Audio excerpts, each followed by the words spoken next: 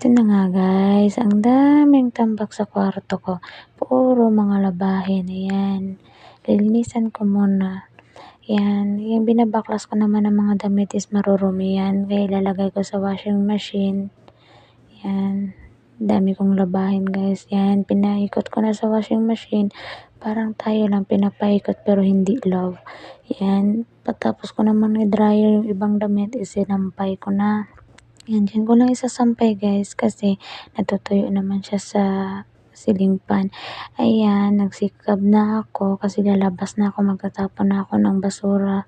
Hindi kasi pwede lalabas ka na hindi nakahikab guys kasi strict na masyado yung Saudi Arabia. Ayan, nagtapon na ako ng basura, lalabas na ako sa gate. Yan, hindi naman masyadong malayo yung tatapunan ko ng basura guys.